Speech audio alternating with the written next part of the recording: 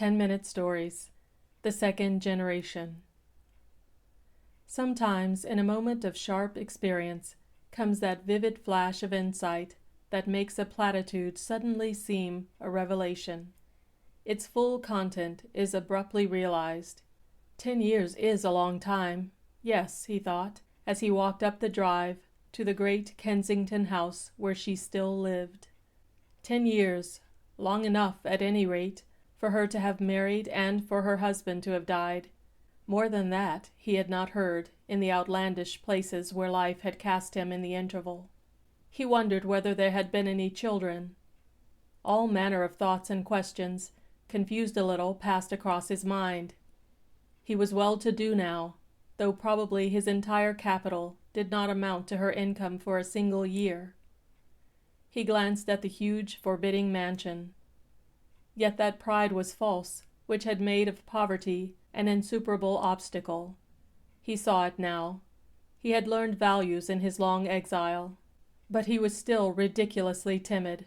This confusion of thought, of mental images rather, was due to a kind of fear, since worship is ever akin to awe. He was as nervous as a boy going up for a viva voce, and with the excitement was also that unconquerable sinking, that horrid shrinking sensation that excessive shyness brings. Why in the world had he come? Why had he telegraphed the very day after his arrival in England? Why had he not sent a tentative, tactful letter, feeling his way a little? Very slowly he walked up the drive, feeling that if a reasonable chance of escape presented itself, he would almost take it. But all the windows stared so hard at him that retreat was really impossible now. And though no faces were visible behind the curtains, all had seen him, possibly she herself. His heart beat absurdly at the extravagant suggestion, yet it was odd. He felt so certain of being seen, and that someone watched him. He reached the wide stone steps that were clean as marble, and shrank from the mark his boots must make upon their spotlessness. In desperation, then, before he could change his mind, he touched the bell. But he did not hear it ring, mercifully. That irrevocable sound must have paralyzed him altogether. If no one came to answer, he might still leave a card in the letter-box and slip away. Oh, how he utterly despised himself for such a thought. A man of 30 with such a chicken heart was not fit to protect a child, much less a woman. And he recalled with a little stab of pain that the man she married had been noted for his courage, his determined action, his inflexible firmness in various public situations, head and shoulders above lesser men. What presumption on his part to ever dream! He remembered, too, with no apparent reason in particular, that this man had a grown-up son already by a former marriage. And still no one came to open that huge, contemptuous door, with its so menacing, so hostile air. His back was to it as he carelessly twirled his umbrella, but he felt its sneering expression behind him while it looked him up and down. It seemed to push him away. The entire mansion focused its message through that stern portal. Little timid men are not welcomed here. How well he remembered the house. How often, in years gone by, had he not stood and waited just like this, trembling with delight and anticipation, yet terrified lest the bell should be answered and the great door actually swung wide. Then, as now, he would have run had he dared. He was still afraid. His worship was so deep. But in all these years of exile, in wild places, farming, mining, working for the position he had at last attained, her face and the memory of her gracious presence had been his comfort and support, his only consolation, though never his actual joy. There was so little foundation for it all, yet her smile and the words she had spoken to him from time to time, in friendly conversation, had clung, inspired, kept him going, for he knew them all by heart, and more than once, in foolish, optimistic moods, he had imagined, greatly daring, that she possibly had meant more. He touched the bell a second time with the point of his umbrella. He meant to go in, carelessly as it were, saying as lightly as might be, "Oh, I'm back in England again, if you haven't quite forgotten my existence. I cannot forego the pleasure of saying how do you do and hearing that you are well," and the rest, then presently bow himself easily out into the old loneliness again. But he would at least have seen her. He would have heard her voice, and looked into her gentle amber eyes. He would have touched her hand. She might even ask him to come in another day and see her. He had rehearsed it all 100 times, as certain feeble temperaments do rehearse such scenes. And he came rather well out of that rehearsal, though always with an aching heart, the old great yearnings unfulfilled. All the way across the Atlantic he had thought about it, though with lessening confidence as the time drew near. The very night of his arrival in London, he wrote, then, tearing up the letter, after sleeping over it, he had telegraphed next morning, asking if she would be in. He signed his surname. Such a very common name, alas! But surely she would know. And her reply, "Please call 4:30, struck him as oddly worded, rather. Yet here he was. There was a rattle of the big doorknob, that aggressive, hostile knob that thrust out at him, insolently, like a fist of bronze. He started, angry with himself for doing so. But the door did not open. He became suddenly conscious of the wilds he had lived in for so long. His clothes were hardly fashionable. His voice probably had a twang in it, and he used tricks of speech that must betray the rough life so recently left. What would she think of him now? He looked much older, too, and how brusque it was to have telegraphed like that. He felt awkward, gauche, tongue-tied, hot and cold by turns. The sentences, so carefully rehearsed, fled beyond recovery. Good heavens, the door was open. It had been open for some minutes. It moved on big hinges noiselessly. He acted automatically, just like an automaton. He heard himself asking if her ladyship was at home, though his voice was nearly inaudible. The next moment he was standing in the great dim hall, so poignantly familiar, and the remembered perfume almost made him sway. He did not hear the door close, but he knew. He was caught.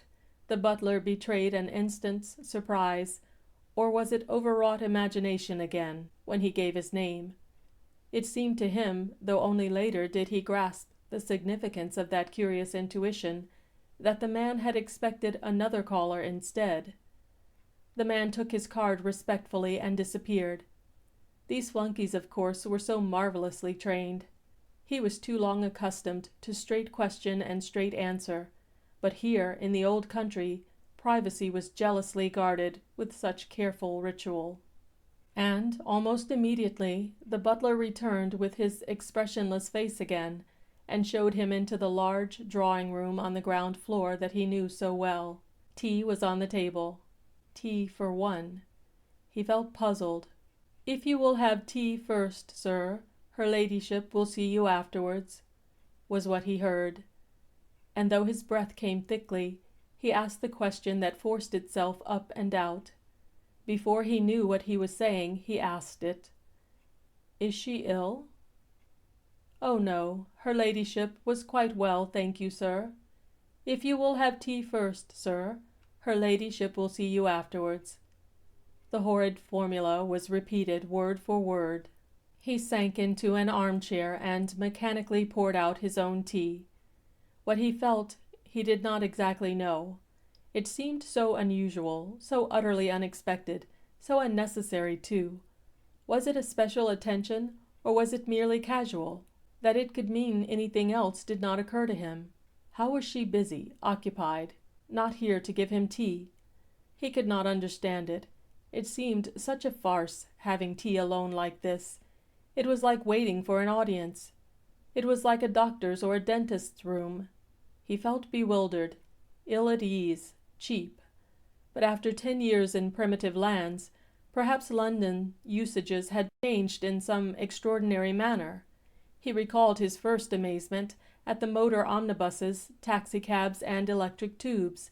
All were new. London was otherwise than when he had left it. Piccadilly and the Marble Arch themselves had altered. And, with his reflection, a shade more confidence stole in. She knew that he was there, and presently she would come in and speak with him, explaining everything by the mere fact of her delicious presence. He was ready for the ordeal. He would see her and drop out again. It was worth all manner of pain, even of mortification.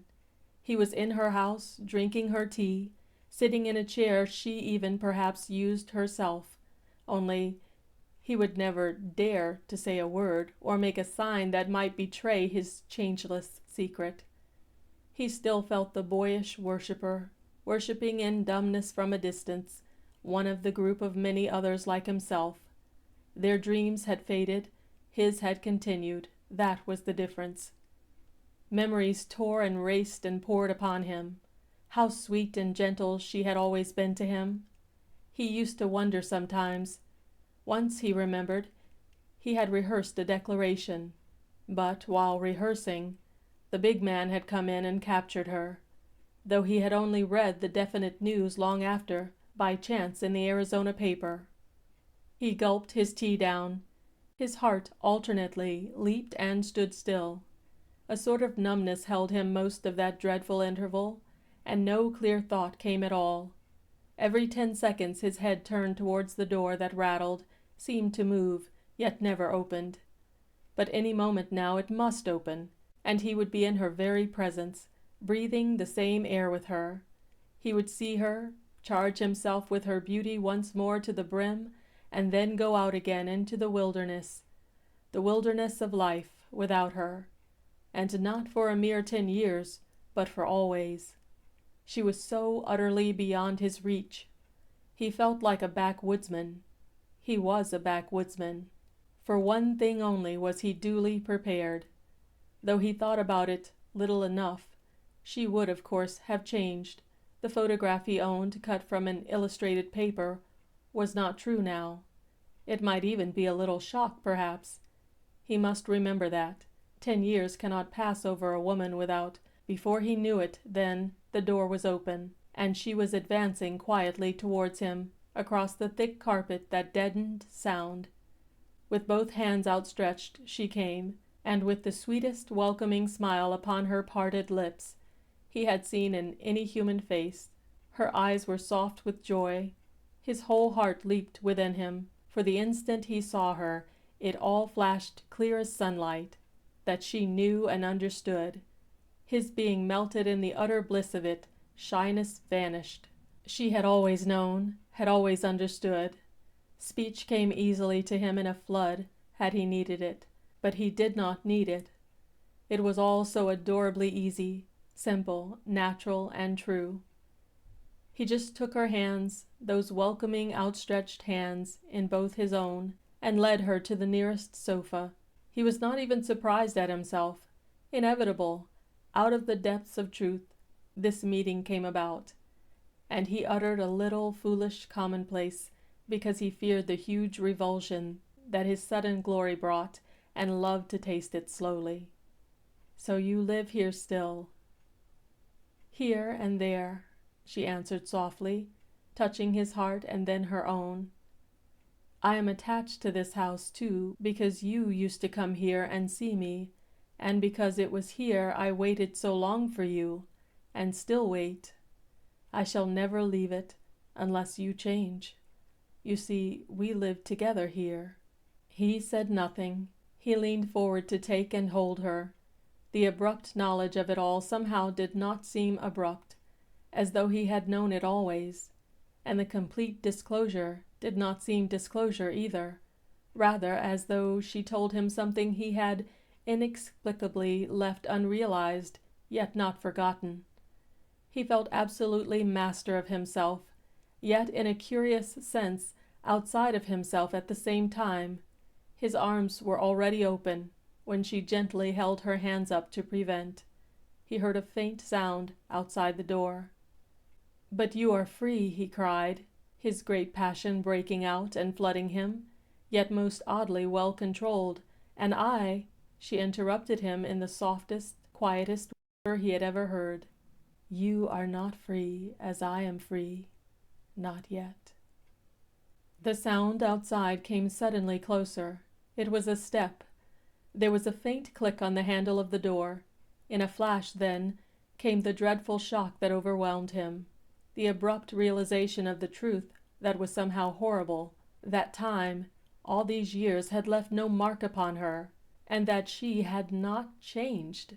Her face was young as when he saw her last.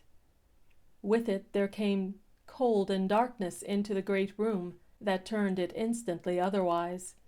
He shivered with cold, but an alien, unaccountable cold.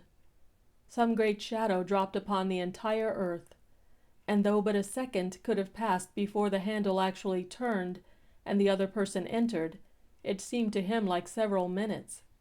He heard her saying this amazing thing that was question, answer, and forgiveness all in one. This, at least, he divined, before the ghastly interruption came. But George, if you had only spoken!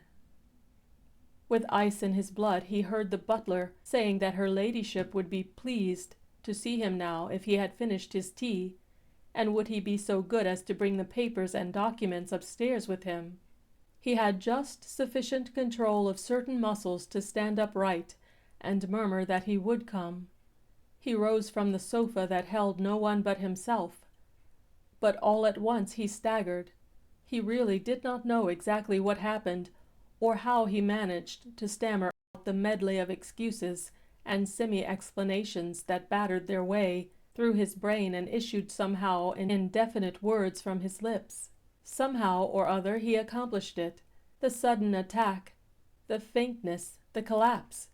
He vaguely remembered afterwards, with amazement too, the suavity of the butler as he suggested telephoning for a doctor, and that he just managed to forbid it, refusing the offered glass of brandy as well, and that he contrived to stumble into a taxicab and give his hotel address, with a final explanation that he would call another day and bring the papers.